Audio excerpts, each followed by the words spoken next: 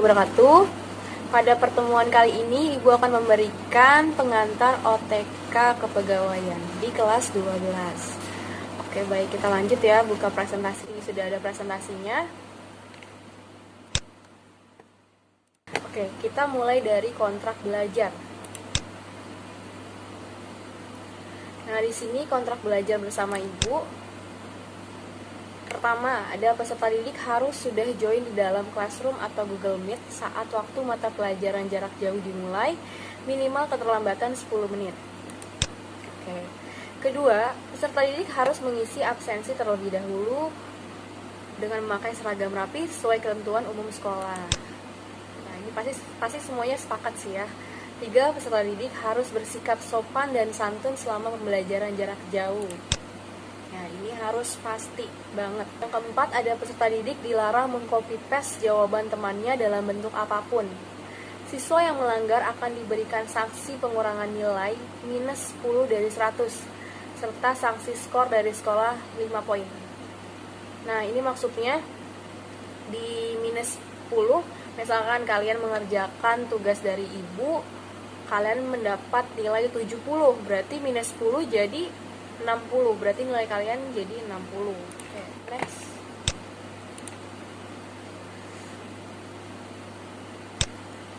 Selanjutnya ada nomor 5.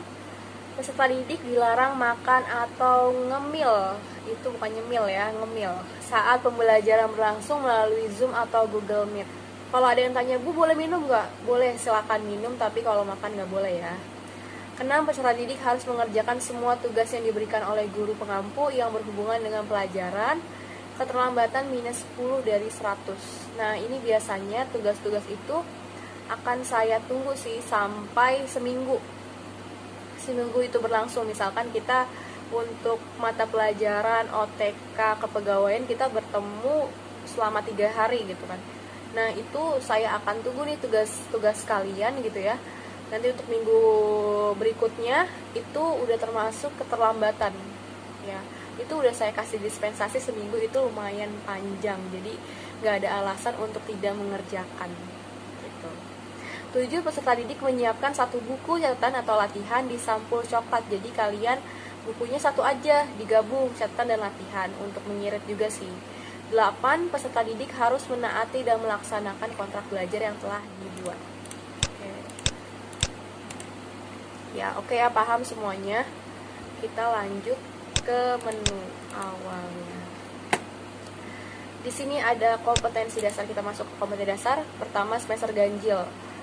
Yang kita pelajari KD-nya ada pengetahuan sama KD keterampilan. Ini di semester ganjil itu ada 5 KD. 5 KD pengetahuan dan 5 KD keterampilan. 3.12 menerapkan disiplin pegawai. 3.13 menerapkan peraturan perkawinan pegawai. 3.14 menerapkan pemberhentian pegawai. 3.15 menerapkan kesejahteraan pegawai. 3.16 menerapkan cuti pegawai.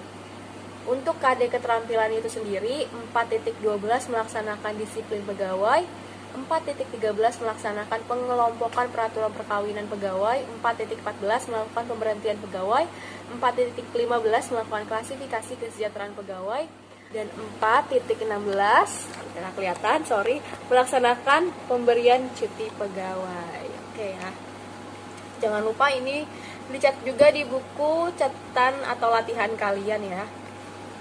Untuk buku catatan, saya akan periksa setiap kita sudah selesai KD. Misalkan 1 KD ini kita sudah selesai, untuk masuk ke KD kedua, saya akan memeriksa dulu buku catatan kalian, apakah kalian mengerjakan apa yang saya suruh atau tidak.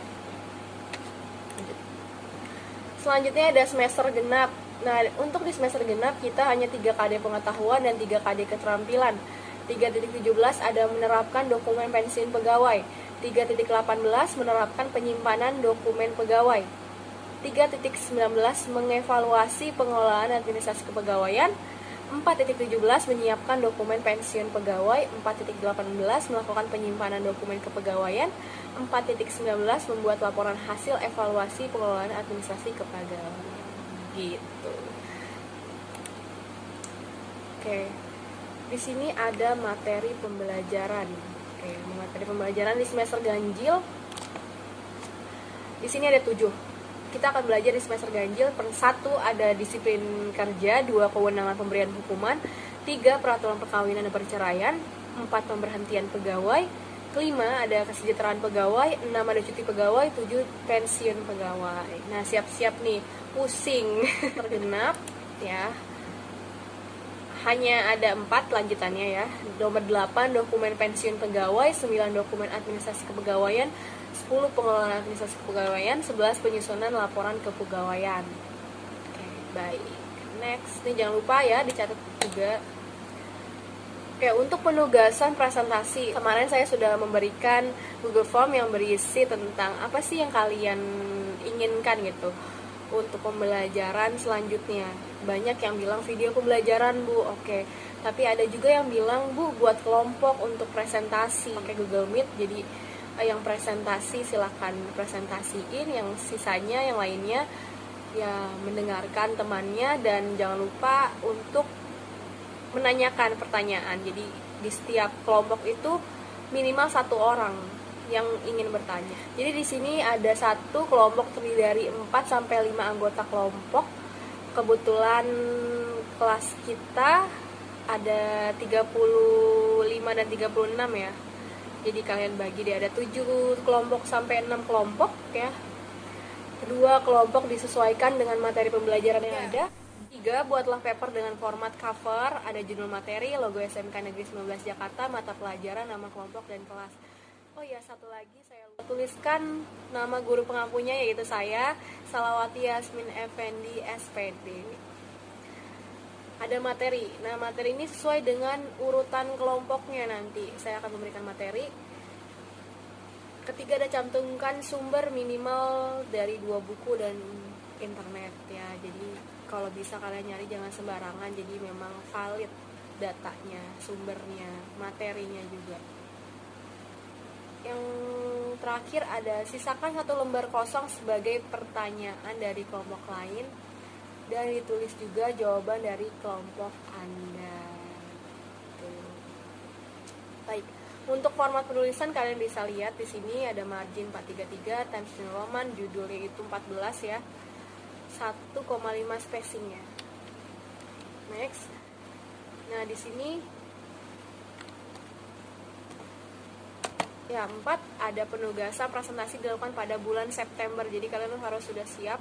Jadi tidak ada alasan, Bu, saya tidak siap untuk presentasi, karena presentasinya ini bulan September. Jadi jedanya masih ada 2 bulan lagi. Untuk waktu presentasi maksimal 30 menit. Ya, ini udah maksimal banget 30 menit. Saya tanya jawab per kelompok yang tadi saya sudah jelaskan juga. Untuk soft copy paper dikirim ke salawatiyasminfendi27@gmail.com.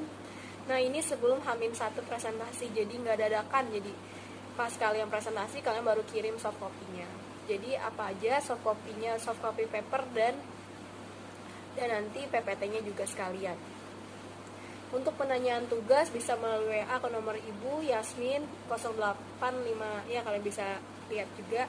Jadi kalian bisa tanya, misalkan ada kendala, Bu, saya punya temen yang memang kurang diajak kerja kelompok, atau mungkin kalian yang susah perangkatnya, kalian bisa tanya juga sama Ibu, minta solusinya seperti apa. Jadi kita cari jalan keluarnya. Jadi jangan merasa tugas ini seperti beban gitu. Penilaian kehadiran 20% ini mah wajar ya, memang segini, kalian pasti udah tahu juga. Oke, next, lanjut aja ya.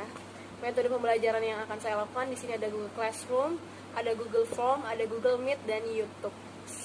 Setelah itu ada kuis atau Kahoot. Nah, ini nih yang paling sering, murid-murid senang banget sama bagian kuis atau Kahoot, karena ini menyenangkan sekali dibandingkan pelajaran ya. Nah, untuk YouTube ini video pembelajaran, kalian bisa subscribe juga channel Ibu Salawati Yasmin Effendi, dan follow juga kalau mungkin IG-nya juga Salawatis gitu. Subscribe. Lanjut. Ya, selanjutnya di sini siapkan kertas kosong, tulis nama dan kelas Anda. Kejujuran adalah langkah menuju kesuksesan, itu pasti. Nah, di sini ada pertanyaan. Menurut Anda apa itu kepegawaian? Dijawab waktunya 1 menit dari sekarang.